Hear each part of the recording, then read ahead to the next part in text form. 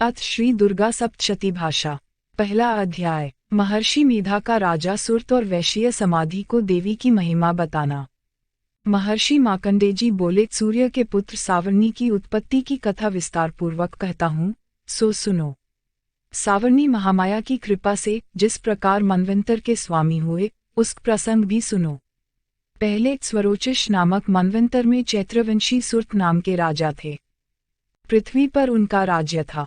वे प्रजा को अपने पुत्र के समान मानते थे, फिर भी कोलाविध्वंसी राजा उनके शत्रु बन गए। दुष्टों को दंड देने वाले राजा सुरत की उनके साथ लड़ाई हुई। कोलाविध्वंसियों के संख्या में कम होने पर भी राजा सुरत उनसे युद्ध में हार गए। तब वे अपने नगर में लौट आए। केवल अपने देश का राज्य ही उनके पास रह गया और वे उसी देश के राजा होकर राज्य करने लगे, किंतु उनके शत्रुओं ने उन पर वहां भी आक्रमण कर दिया। राजा को बलहीन देखकर उसके दुष्ट मंत्रियों ने राजा की सेना और खजाना अपने अधिकार में कर लिया। राजा सुरत अपने राज्याधिकार को हारकर शिकार खेलने के बहाने घोड़े पर सवार होकर वहां से एक घने जंगल की ओर चले गए। उस जंगल में उन्होंने महर्षि मेधा का आश्रम देखा। वहां महर्षि मेधा अपने शिष्यों तथा मुनियों सहित बैठे हुए थे और वहां कितने श्री हिंसक जीव परम शांति भाव से रहते थे। राजा सुरत ने महर्षि मेधा को प्रणाम किया और महर्षि ने भी उनका सत्कार किया। राजा सुरत महर्षि के आश्रम में कुछ समय तक ठहरे। अपने नगर की ममता के आकर्षण से राजा अपने मन में सोचने लगे कि पूर्व काल में पूर्वजों ने जिस नगर का पालन किया था वह आज मेरे हाथ से निकल गया। मेरे दुष्ट एवं दुरात्मा मंत्री मेरे नगर की अब धर्मपूर्वक रक्षा कर रहे होंगे या नहीं।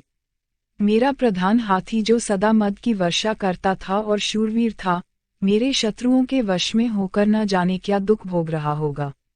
मेरे आज्ञाकारी नौकर जो मेरी कृपा से धन और भोजन पाकर सदैव सुखी रहते थे और मेरे पीछे पीछे चलते थे, वे अब निश्चय ही दुष्ट राजाओं का अनुसरण करते होंगे। मेरे दुष्ट मंत्रियों द्वारा व्यर्थ ही धन को व्यय करने से मेरा संचित किया हुआ खजाना एक दिन अवश्य खाली हो जाएगा। इस प्रकार की बहुत सी बातें सोचता हुआ राजा निरंतर दुखी रहने लगा। एक दिन राजा सुरत ने महर्षि मेधा के आश्रम के निकट एक वैश्य को देखा। राजा ने उससे पूछा, भाई तुम कौन हो? तुम्हारे यहाँ आने का क्या कारण है और तुम शोकग्रस्त अनमने से दिखाई देते हो, इसका क्या कारण है? राजा का यह नम्र वचन सुन वैश्य ने महाराज सुरत को प्रणाम किया और बोला, राजन, मेरा नाम समाधि है और मैं धनियों के कुल में उत्पन्न वैश्य हूँ। मेरे दुष्ट स्त्री पुत्रादिकों ने लोभ से मेरा धन छीनकर मुझे घर से निकाल दिया है। मैं इस तरह से दुखी होकर इस वन में चला आया हूँ और यहाँ रहकर मैं इस बात को भी नहीं जानता कि मेरे पुत्र, स्त्री और स्वजन सकुशल हैं या नहीं। मैं अपने पुत्रों के बारे में भी नहीं जानता कि वे सदाचारी हैं या दुराचार में फंसे हुए हैं। राजा बोले, धन के लोभी स्त्री पुत्रों द्वारा तुम्हें घर से निकाल दिए जाने पर भी तुम्हारा चित्त उनसे प्रेम क्यों करता है? वैश्य ने कहा, मेरे विषय में आपका ऐसा कहना ठीक है, किंतु मेरा मन इतना कठोर नहीं है। यद्यपि उन्होंने धन के लोभ में पड़कर मुझे घर से निकाल दिया है, फिर भी मेरे मन में उनके लिए कठोरता नहीं आती। हे महामते, मेरा मन फिर भी उनमें क्यों फंस रहा है, इस बात को जानता हुआ भी मैं नहीं जान पा रहा। मेरा चित्त उनके लिए दुखी है। उन लोगों में प्रेम नाम को भी नहीं है, फिर भी ऐसे निस्त्रेहियों के लिए मेरा हृदय कठोर नहीं होता। महर्षि मार्कंडेय जी ने कहा, हे ब्राह्मण। इसके पश्चात महाराज सुरत और वह समाधि नामक वैश्य दोनों महर्षि मेधा के समीप गए और उनके साथ यथायोग्य न्यायोचित व्यवहार करके दोनों ने वार्ता आरंभ की। राजा बोले, हे भगवान, मैं आपसे एक बात पूछना चाहता हूँ, सो आप कृपा करके मुझे बताइए। मेरा मन मेरे अधीन नहीं है, इससे मैं बहुत दुखी हूँ। राज्य और धनादि की चिंता अभी तक मुझे बनी हुई है और मेरी यह ममता अज्ञानियों की तरह बढ़ती ही जा रही है। यह समाधि नामक वैश्य भी अपने घर से अपमानित होकर आया है, इसके स्वजनों ने इसे त्याग दिया है। स्वजनों द्वारा त्याग दिए जाने पर भी यह उनसे हार्दिक प्रेम रखता है, इस तरह हम दोनों ही दुखी हैं। हे महाभाग, उन लोगों के अवगुणों को देखकर भी हम दोनों के मन में उनके लिए ममता जनित आकर्षण उत्पन्न हो रहा है। हमारे ज्ञानी होते हुए भी ऐसा क्यों है? अज्ञानी मनुष्यों की तरह हम दोनों में यह मूर्खता क्यों है? महर्षि मेध ने कहा, विषय मार्ग का ज्ञान सभी जंतुओं को है। सभी के लिए विषय अलग अलग होते हैं। कुछ प्राणी दिन में नहीं देखते और कुछ रात को, परंतु कुछ जीव ऐसे भी हैं जो दिन तथा रात दोनों में देख सकते हैं। यह सत्य है कि मनुष्यों में ज्ञान प्रधान है, किंतु केवल मनुष्य ही ज्ञानी नहीं होता, पशु पक्षी आदि भी ज्ञान रखते हैं। जैसे ये पशु पक्षी ज्ञानी हैं, वैसे ही मनुष्यों का ज्ञान है, और जो ज्ञान मनुष्यों में है वही पक्षियों में है, तथा अन्य बातें भी दोनों में एक जैसी पाई जाती हैं। इन पक्षियों की ओर देखो, ज्ञान होने पर भी ये स्वयं भूख से पीड़ित होते हुए भी अपने बच्चों की चोंच में कितने प्रेम से अन्न के दाने डाल रहे हैं। हे राजन, ऐसा ही प्रेम मनुष्यों में अपनी संतान के प्रति होता है। लोभ के कारण अपने उपकार का बदला पाने के लिए मनुष्य पुत्रों की इच्छा करते हैं और इस प्रकार मोह के गर्त में गिरते हैं। भगवान श्री हरि की जो माया है, उसी से संसार मोहित हो रहा है। इसमें आश्चर्य की कोई बात नहीं है, क्योंकि यह भगवान विष्णु की योग निद्रा है। यह माया ही है जिसके कारण संसार मोह में जकड़ा हुआ है।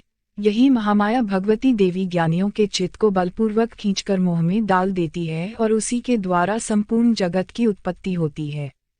यही भगवती देवी प्रसन्न होकर मनुष्य को मुक्ति प्रदान करती है। यही संसार के बंधन का कारण है तथा संपूर्ण ईश्वरों की भी स्वामिनी है। राजा सुर्त ने पूछा, भगवन, वे देवी कौन सी हैं जिनको आप महामाया कहते हैं?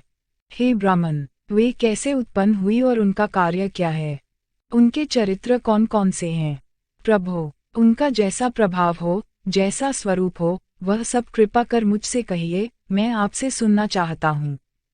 महर्षि मेधा बोले, राजन, वे देवी तो नित्य स्वरूपा हैं और उन्हीं के द्वारा संसार रचा गया है। तब भी उनकी उत्पत्ति अनेक प्रकार की होती है, वह सब आप मुझसे सुनो। वे देवताओं का कार्य सिद्ध करने के लिए प्रकट होती हैं, उस समय वे उत्पन्न हुई कहलाती हैं। संसार को जलमय करके जब भगवान विष्णु योग निद्रा का आश्रय लेकर शेषशा पर सो रहे थे, तब मधु और कैटब नाम के दो असुर उनके कानों के मेल से प्रकट होकर श्री ब्रह्मा जी को मारने के लिए उद्यत हुए।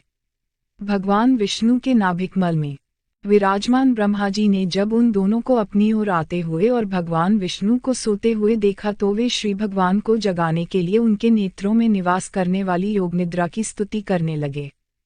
श्री ब्रह्मा जी ने कहा, हे देवी, तुम ही स्वाहा, तुम ही स्वधा और तुम ही विष्टकार हो। स्वर भी तुम्हारा ही स्वरूप है और तुम ही जीवन देने वाली सुधा हो। नित्य अक्षर प्रणव में अकार, उकार, मकार इन तीन मात्राओं के रूप में तुम ही स्थित हो। इनके अतिरिक्त जो बिंदु रूपा अर्धमात्रा है, जिसका कि विशेष रूप से उच्चारण नहीं किया जाता, हे देवी, वह भी तुम ही हो। हे देवी, संध्या, सावित्री तथा परमजननी तुम ही हो।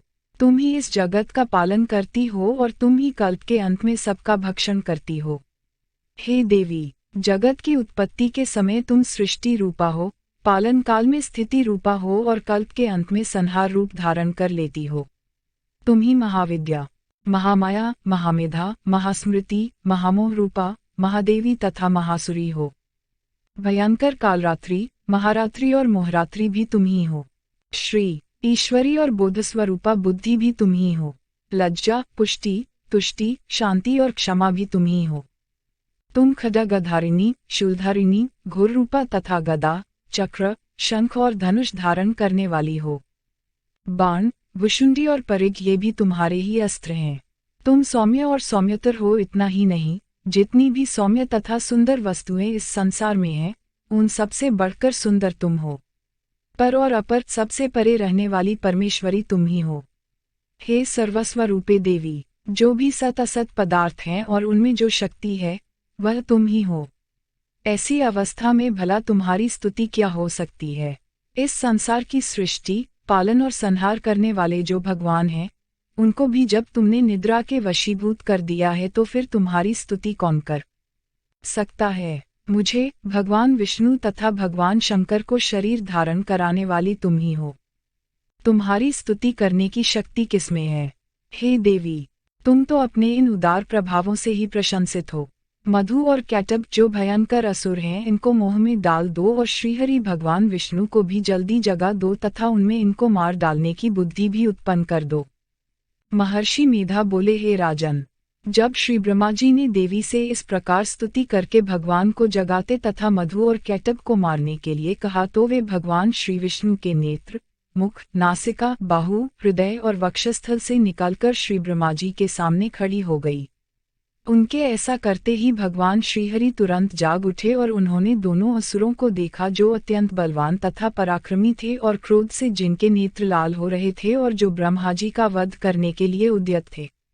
तब क्रुद्ध हो उन दोनों दुरात्मा असुरों के साथ भगवान श्रीहरि पूरे 5000 वर्ष तक लड़ते रहे।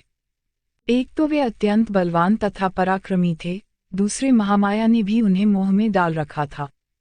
अतः वे भगवान विष्णु से कहने लगे कि हम दोनों तुम्हारी वीरता से अत्यंत प्रसन्न हैं, तुम हमसे कोई वर मांगो। भगवान ने कहा, यदि तुम मुझ पर प्रसन्न हो तो अब तुम मेरे हाथों से मर जाओ। बस इतना ही वर मैं तुमसे मांगता हूँ।